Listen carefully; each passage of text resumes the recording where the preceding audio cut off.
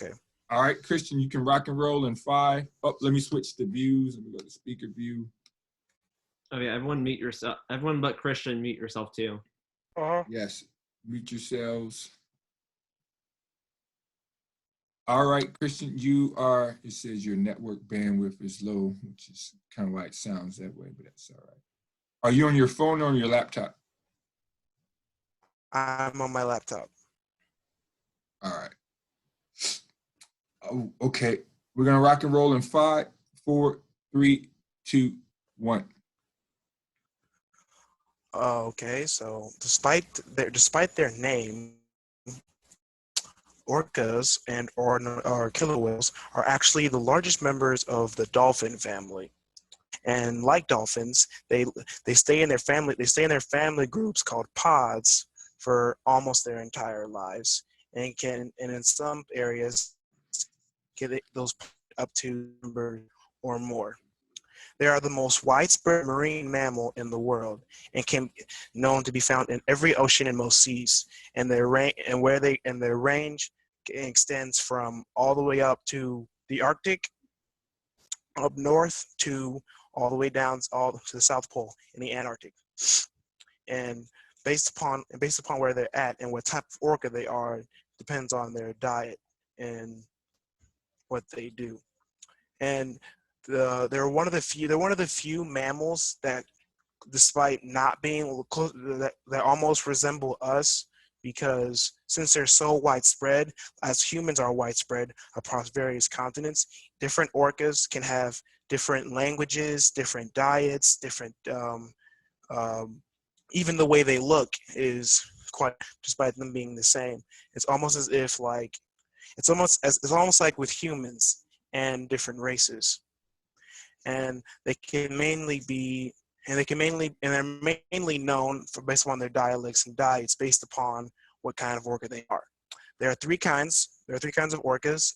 There are resident orcas, transient orcas, and offshore orcas. Residents eat fish and are normally found either in Washington, the state, or British Columbia. Their dialects are more complex and more and very sophisticated.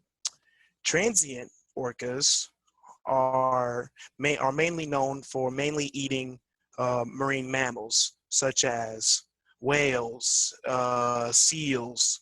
There are even some orcas that developed a strategy for hunting sea lions in Argentina called intentional stranding, where they intentionally beach themselves to grab a sea lion and then get themselves back, and they teach that same behavior from generation to generation, so that same behavior doesn't die out. Males, and they're also one of the few marine mammals, or cetaceans is what they're normally called, that mainly look different, not only based upon size and size and weight, but also based upon how they look. They're different. They have different shaped dorsal fins. Males' dorsal fins can stand up to 6 feet tall, whereas females are about 2.5 to 3 feet tall.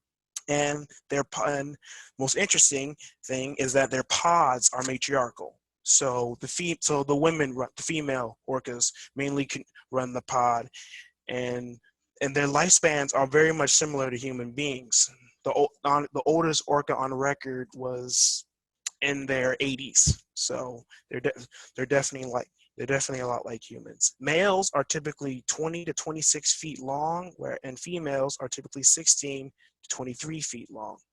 And despite their large size, they're one of the fastest marine mammals, and they can reach speeds of up to 56 kilometers per hour or 35 miles per hour.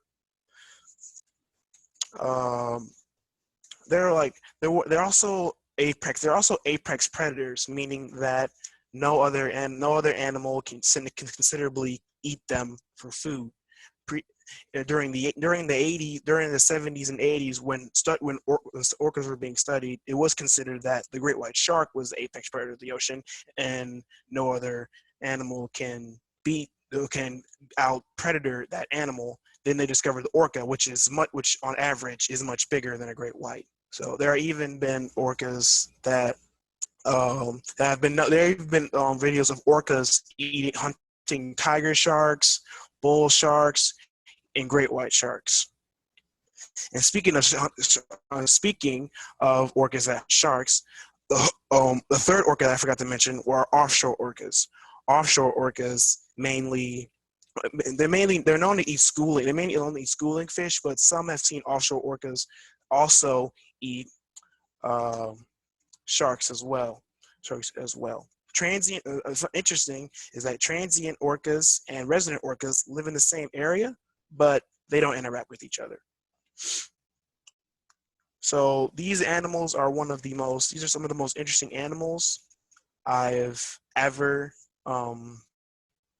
read about, and I feel like everyone should know more. Everyone should get to know more about them. So orcas.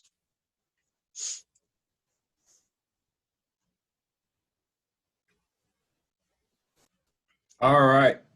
So everyone can unmute yourself. I think we'll be able to manage it. It's a small class.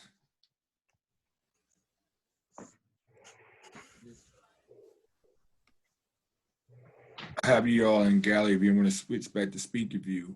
Let's pick let's go in the order, of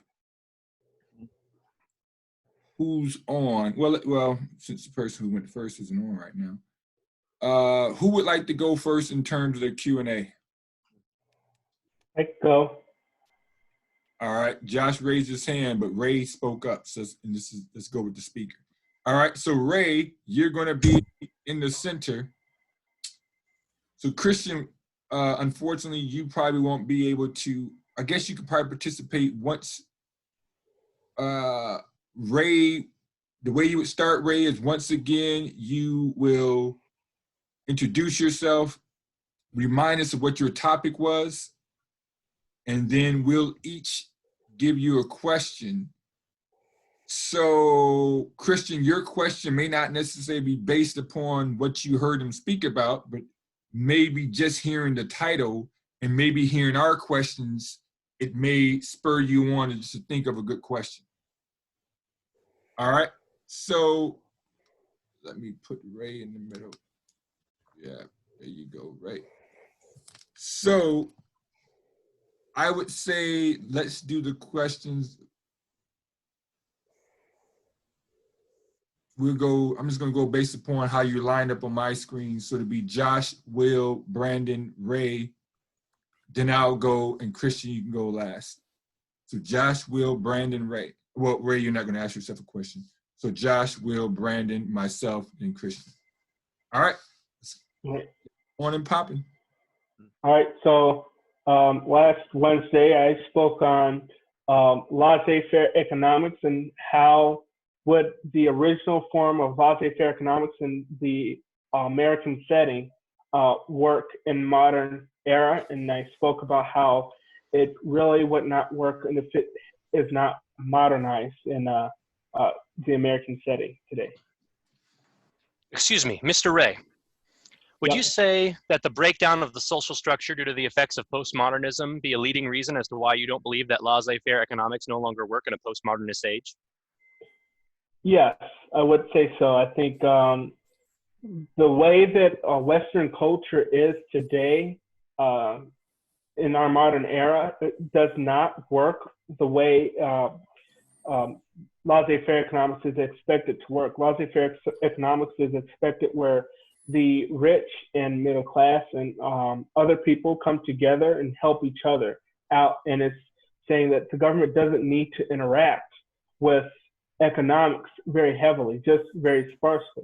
And I think with our new modern era and how the Western culture is today, it would not be able to support that, because the idea is that if Farmer Joe is having a tough time this year, that's Farmer Joe's problem, and that's not Bill's problem. So that's the era we live in. Thank you. All right, is it my turn now? Yes. All right. So I guess a good question, especially with what's going on right now. How has laissez-faire benefited or been hurt by the recent effects of COVID-19? Has it created a better circumstance or a worse circumstance?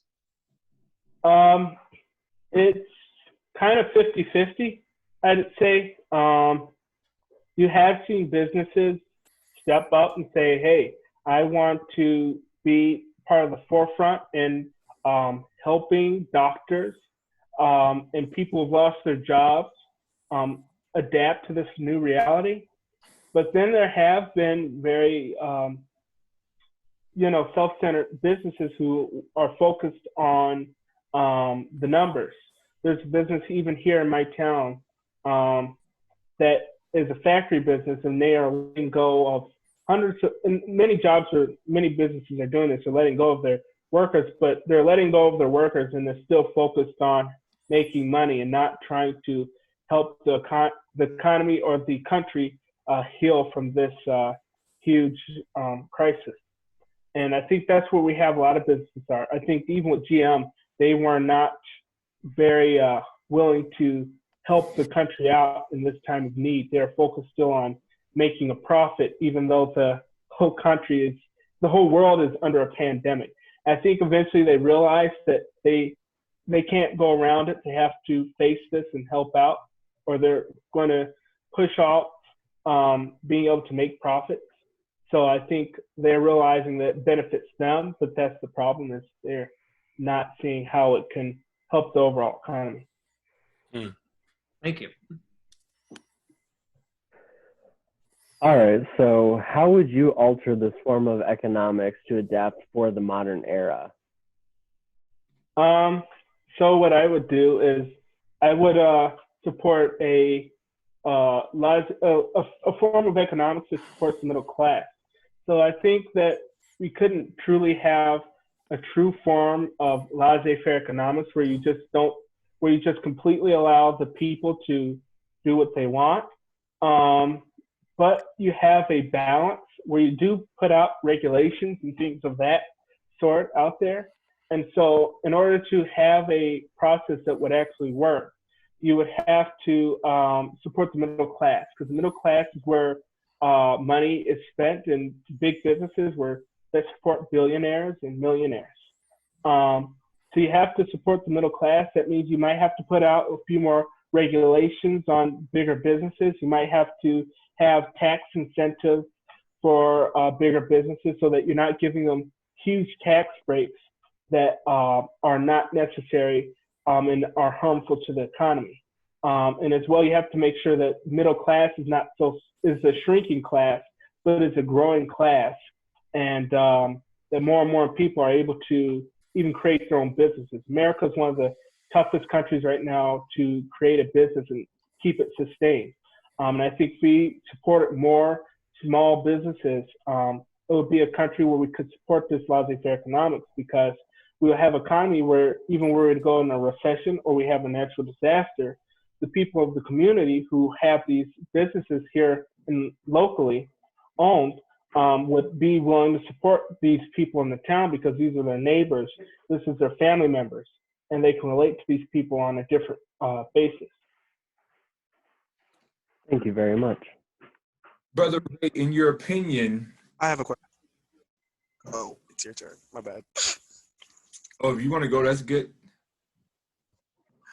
Oh, okay. What makes this form of economics stand out to what we're using, to how we do economics now? Well, since the Reagan era, we've been leaning towards trickle-down economics. I think with the election of Barack Obama, we had a bit of a transition away from that.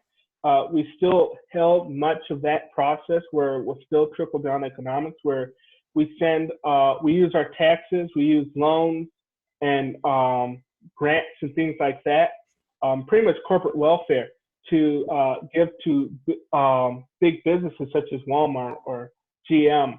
And doing that prevents the economy from growing in certain places like the middle class, and it starts pushing there to be a bigger poor a poor class, which is not good in any case.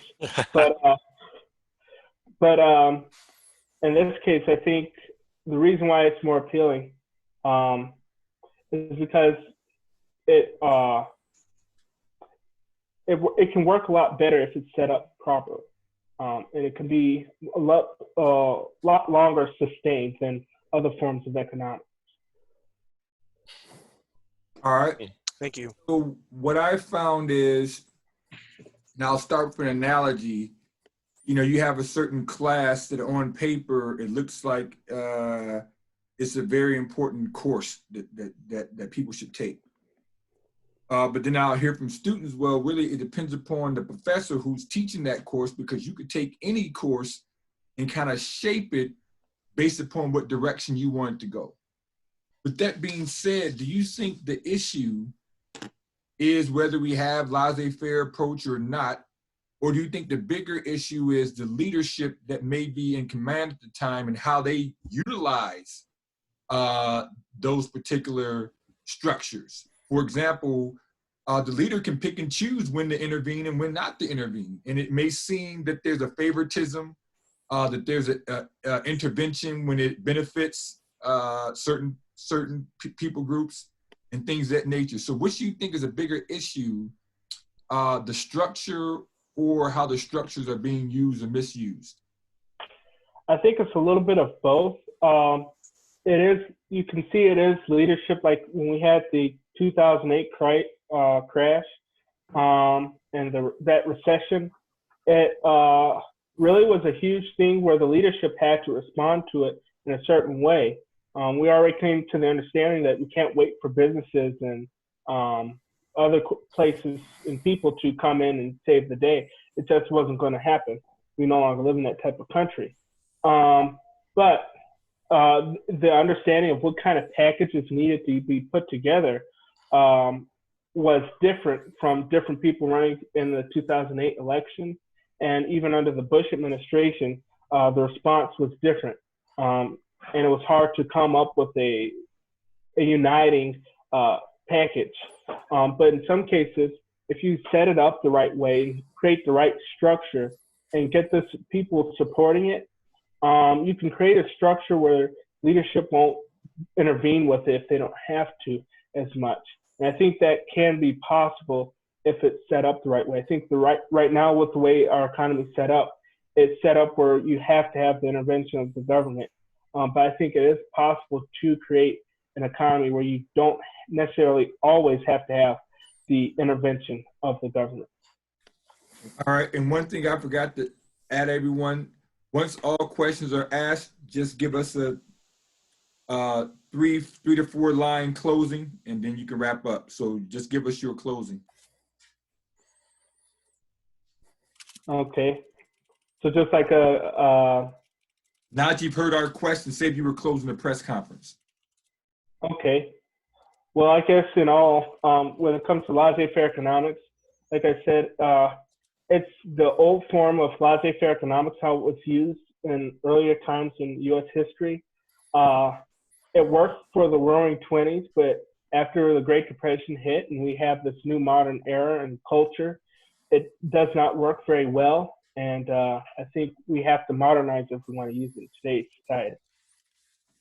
All right, good job. So we'll just go like, doot, doot, doot, doot. So Josh, you're going to be next. Lovely. Hold on. Oh, trying to depin Ray from my screen. All righty then. Okay. And we'll go Will, Brandon, Ray, Christian, then I'll have the final question. So Will. All right. Am I good to go? Yes. All right. Opening, my bad. Sorry about Yeah, that. that's all good. Hey guys, my name is Josh. As you know, on Wednesday, I gave a short presentation about my time at Lowe's and some of the lessons I learned there, being persistence, accountability, and just getting it donedness. So please, I'm open for questions. All right. So out of those three you listed, or any of them you've had working with Lowe's, what has been one of the biggest characteristics that has stuck with you, either for a positive reason or a negative reason? One of the characteristics that stuck with me the most, I'd have to say, for a very positive reason, would have to be accountability.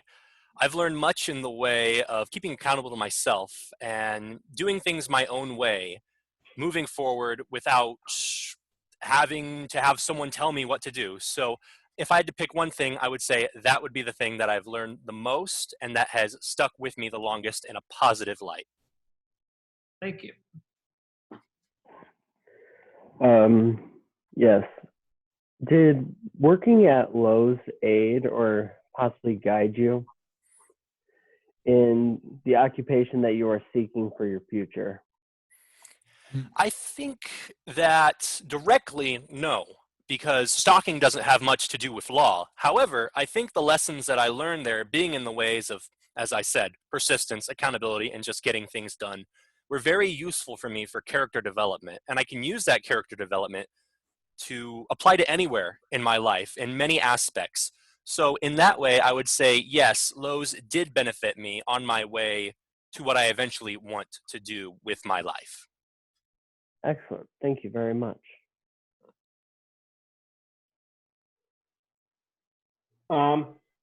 Yes, Ray.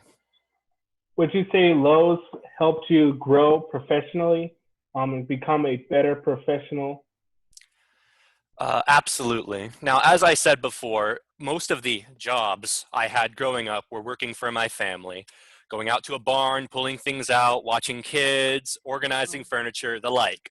All that is in a very relaxed environment because you're dealing with family. And the first real job I had, as I said, at Lowe's, involved me actually working for people, expecting certain results, and they were paying me real money. So, in that regard, yes, it did grow me, I think, as a professional because now I had to be accountable to people that didn't give me lax as we were family, but instead expected certain results from me as a stranger who was hired to do a job. So, in that way, yes.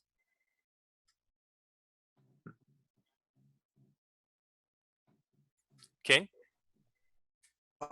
Would you, based upon all those things you mentioned, would you say that Lowe's would be an ideal place to build yourself?